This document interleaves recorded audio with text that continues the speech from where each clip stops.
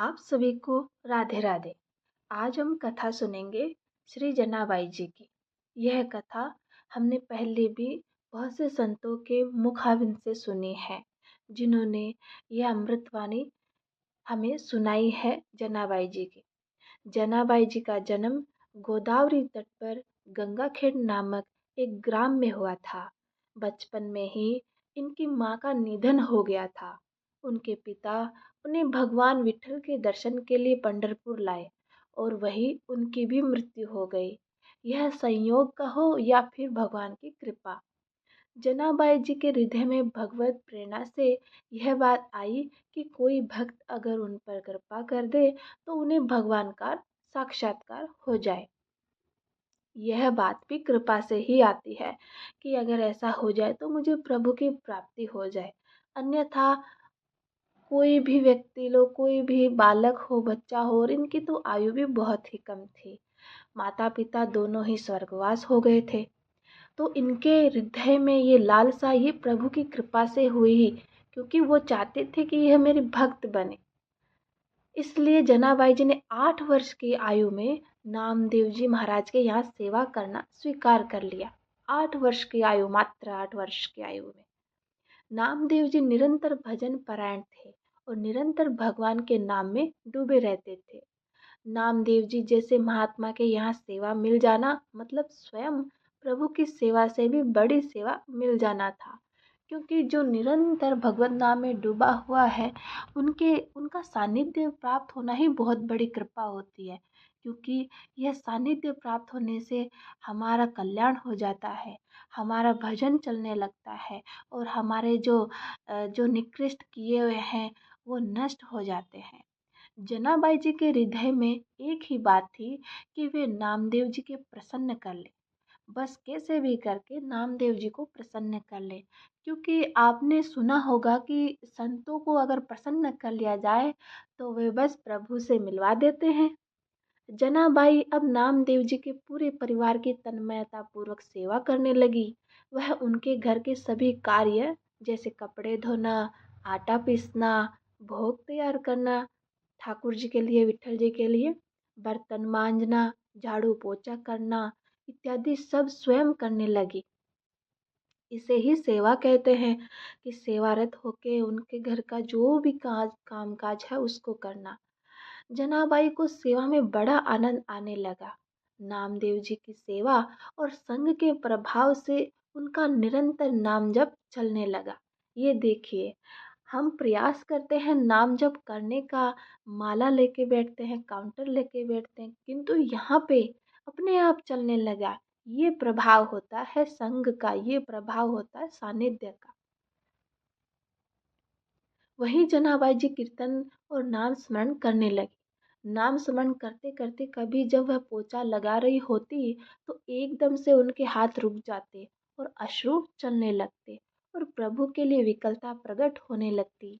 श्री जनाबाई जी की भाव दशाएं आने लगी और उनके हृदय में भगवान विठल के प्रति प्रबल आसक्ति होने लगी। यह आसक्ति, यह प्रेम और ये अश्रु उसी के आते हैं जो प्रभु प्राप्ति के लिए तन्मय हो जाता है। जब कभी सेवा के बाद कुछ समय मिलता तो वो मंदिर में जाती और ठाकुर जी को देखती रहती। ठाकुर जी को देखते देखते उनको एकदम से विकलता होती और वो रोने लगती। रोना तो स्वाभाविक ही है, जब एक तो भगवान नाम चल रहे उस परिवार में, वहाँ संत महात्मा के यहाँ रहना, उस पर्यावरण में रहना जहाँ सिर्फ भगवान नाम के अणु परमाणु रहते हैं, फिर सेवा भाव, दीनता, फिर उसके बाद प्रभु को देखना, निहारना, और ऐसा नहीं कि पीछे कोई है, पीछे कोई नहीं है, ना माता पिता, ना भाई बंधु, एकमात्र प्रभु का आश्रय। जब आनंद बढ़ता तो वो नाचने लगती। जनाबाई जी की यह दशा केवल श्री नामदेव जी की सेवा से होने लगी। देखिए, समय तो मिलता ही नहीं था कि कहीं नाम जप करने बैठ जाए, माला करने बैठ जाए। नहीं, सिर्फ सेवा करना, घर के झाड़ू पोछा, बर्तन, और इसका प्रभाव ये था कि नाम निरंतर चलने लग गया। जनाबाई जी सभी कार्य करते हुए सावधानी रखती थी कि सेवा में कोई त्रुटि न हो और नाम विस्मरण न हो। ऐसे जनाबाई श्री नामदेव जी की सेवा में मगन रहने लगी। वह सावधान रहती कि वे अपनी स्थिति में इतना ना डूब जाए कि उनकी सेवा छूट जाए।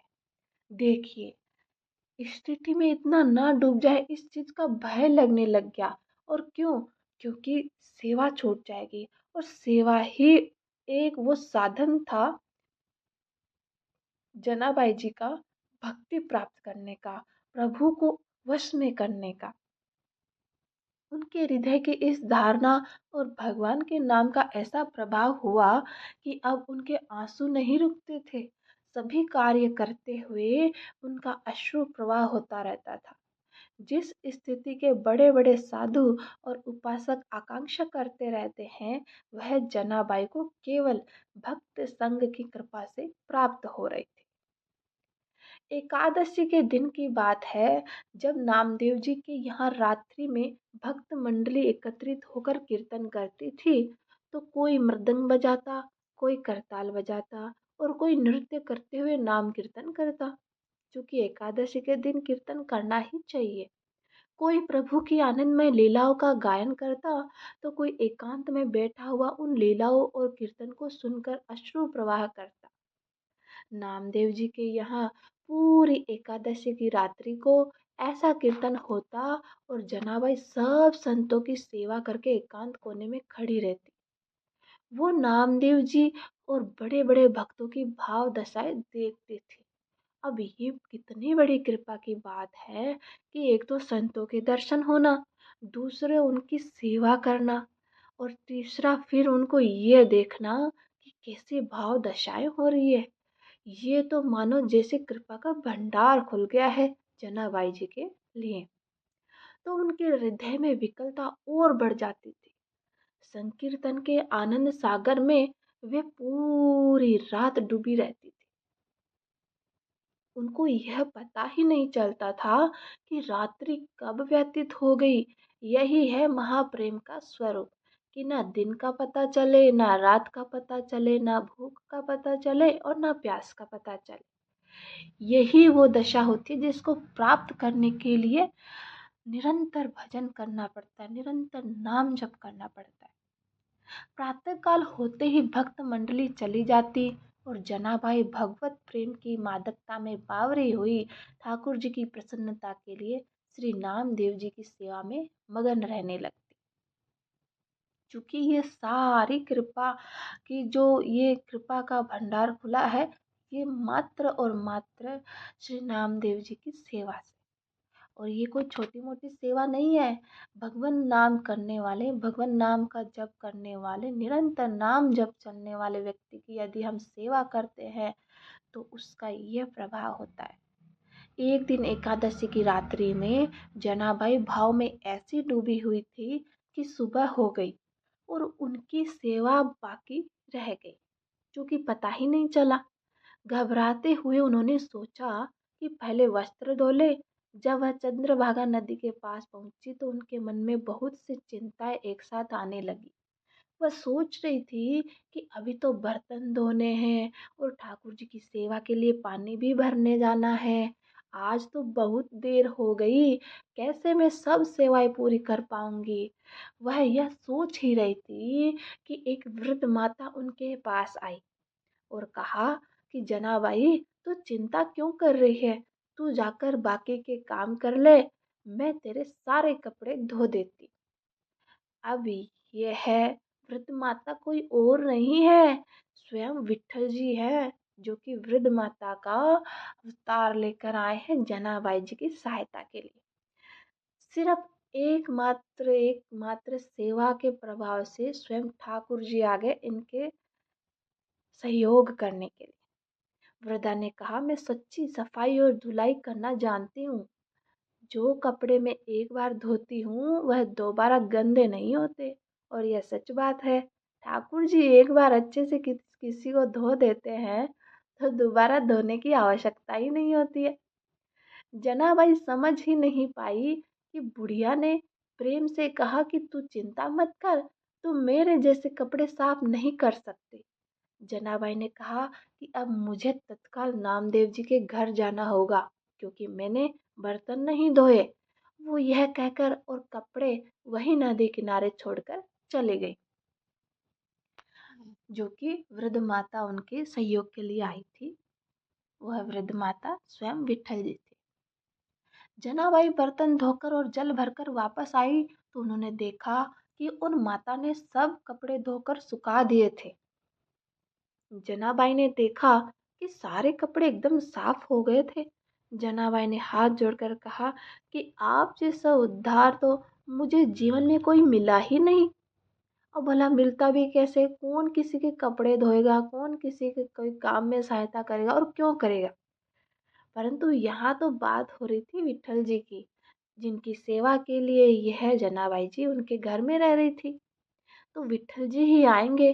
अब जनाबाई जी के तो कोई था नहीं।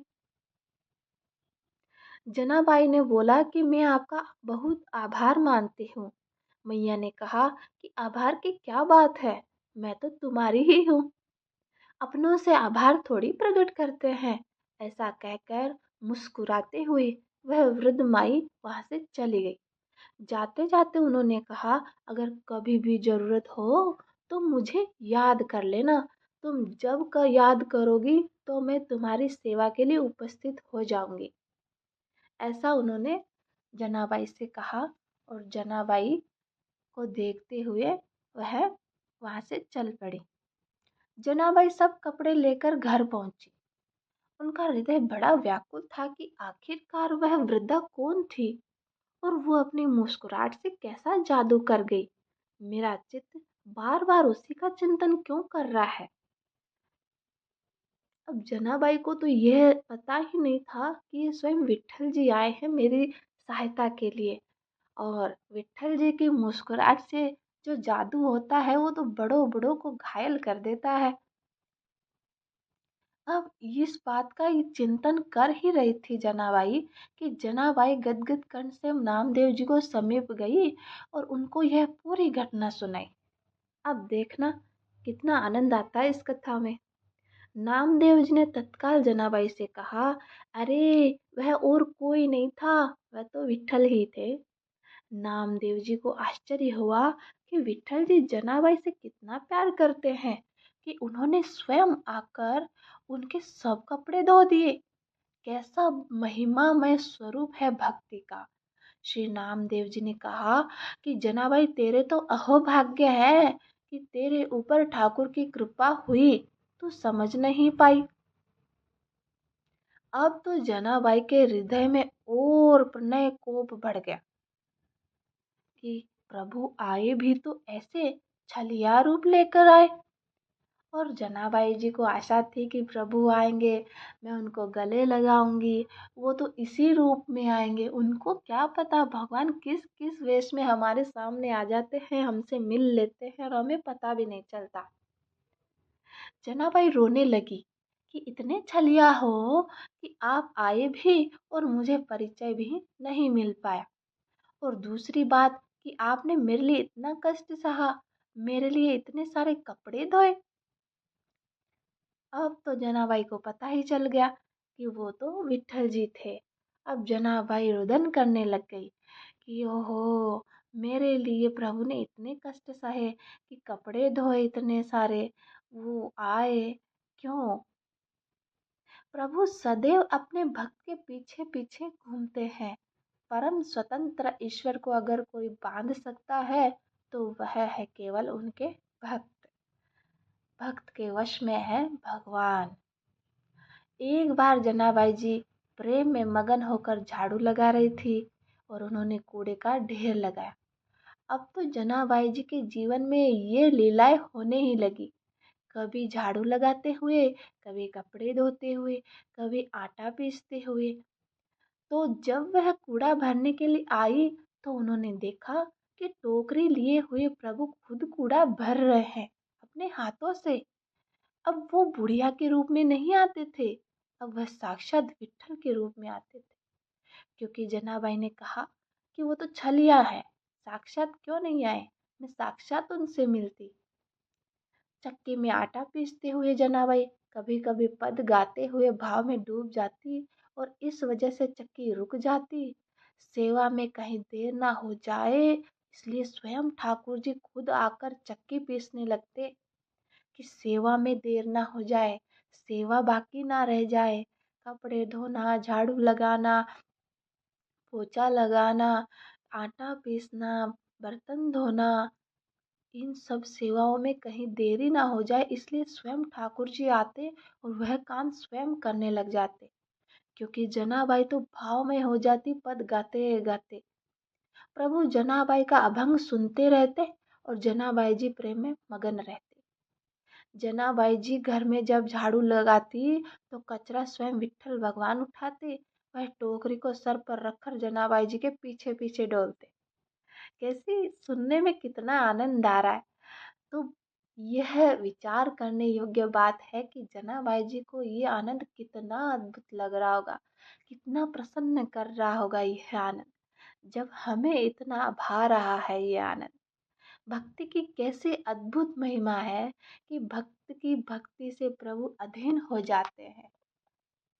प्रभु को कोई छप्पन भोग, कोई करोड़ों का कुछ, कोई बंगला गाड़ी ये सब नहीं चाहिए, उनको भाव चाहिए, भाव। बार बार विट्ठल जी यही कहते हैं कि जनाबाई मैं तुम्हारा ऋणी हूँ, मैं कैसे यह ऋण उतार सकता हूँ, मुझे बता दो। तुम मेरे भक्त नामदेव जी की सेवा करती, जनाबाई अगर ओखली में धान कूटती तो प्रभु सामने खड़े होकर मुस्कुराते रहते। अब तो हर जगह प्रभु जनाबाई जी के साथ ही रहते, जो भी कार्य करती उसमें उनका सहयोग करते। यह सब भक्त नामदेव जी की कृपा से हुआ है। वे कहती कि जब मैं नामदेव जी की दासी बनी, जब उनकी सेवा की, तो मैंने पाया कि दूसरा कोई है ही नहीं, एकमात्र मेरे विट्ठल ही चराचर जगत में व्याप्त है।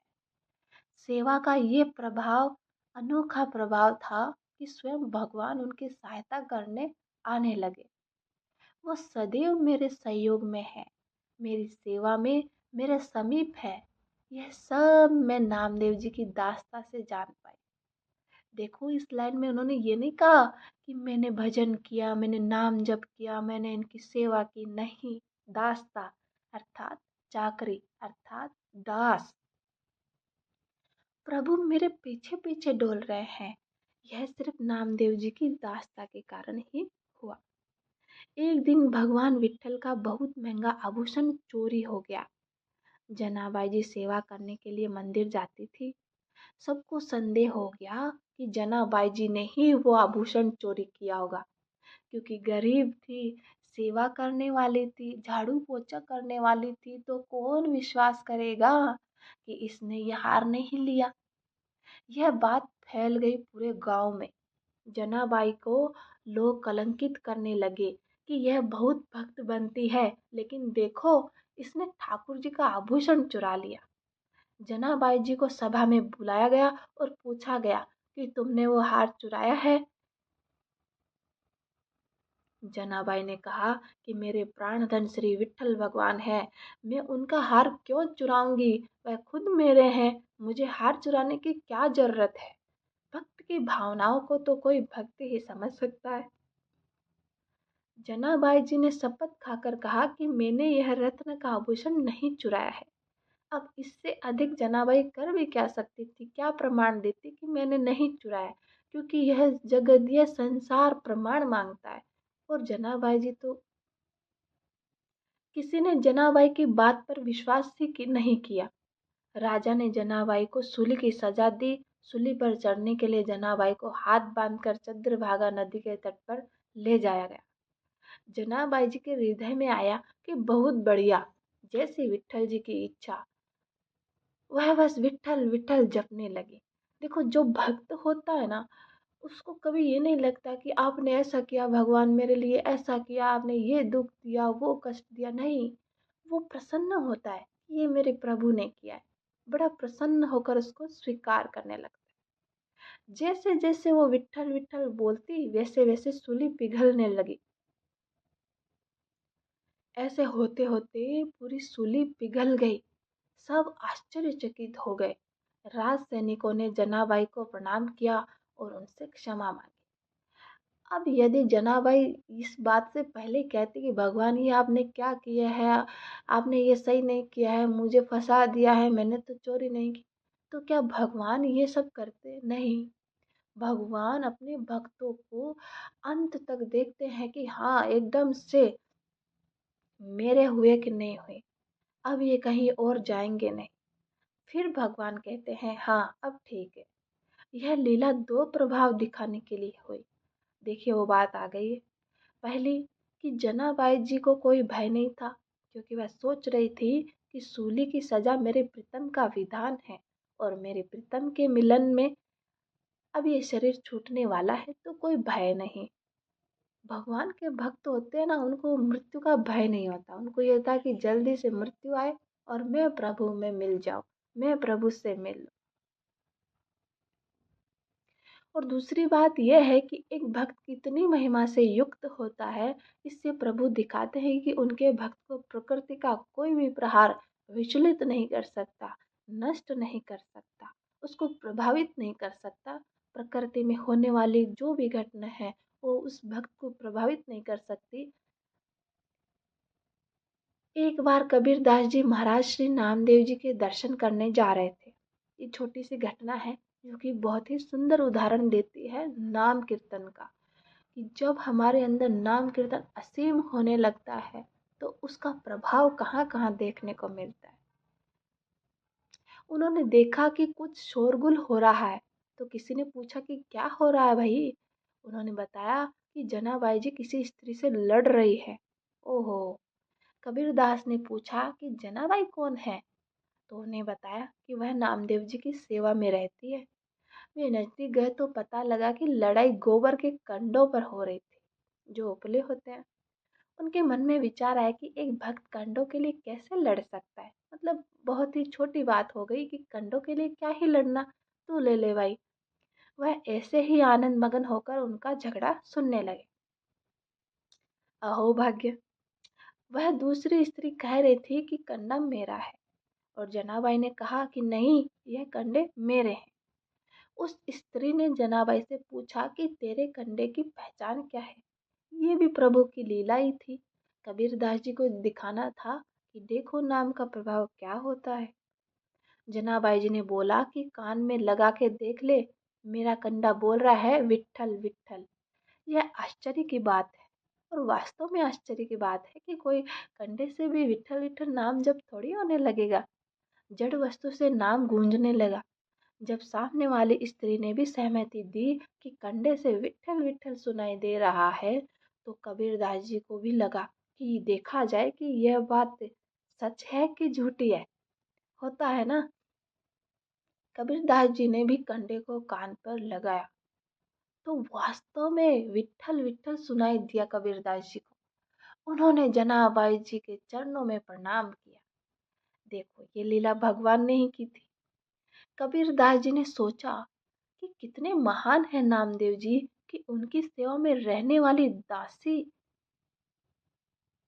दासी कहा यहाँ पे, देखो कितना अच्छा है कि ये एक दासी है और उसकी सेवा, उसका भजन कितना प्रभावशाली है कि कंधे से नाम निकल रहा है विट्ठल विट्ठल। ऐसे महान परमाणु है कि जिस चीज को उन्होंने छू लिया वो विट्ठल विट्ठल बोलने लगी। श्री नामदेव जी की जो दासी है उनमें इतना प्रभाव कि उन्होंने जिस चीज को छू लिया उससे भगवान का नाम निकलने लगा। जनाबाई जी की नामदेव जी से ऐसी तन्मयता हो गई थी कि जब नामदेव जी ने समाधि ली थी तो ठीक उसी दिन कीर्तन करते हुए जनाबाई भी विठ्ठल भगवान में विलीन हो गई सशरीर। तो भक्ति का जो महात्म्य, भक्ति नाम जप सेवा, इसमें सेवा का सबसे ज्यादा महत्व दिखा है कि मात्र सेवा से जनाबाई जी को विठ्ठल भगवान के दर्शन हुए। मात्र सेवा से देखो भगवान की प्राप्ति हो गई, और मात्र सेवा से उनके छूने से कंडों में विठ्ठल विठ्ठल निकलने लगा। तो ये है सेवा का प्रभाव। और महाराज जी यही कहते हैं कि सेवा करनी चाहिए। आपके बूढ़े माता पिता है, अगर आपको कोई बुजुर्ग दिखते हैं तो अवश्य प्राप्त हो रही है उस सेवा का लाभ उठाना चाहिए। जय जय श्री राधे। जय जय श्री राधे।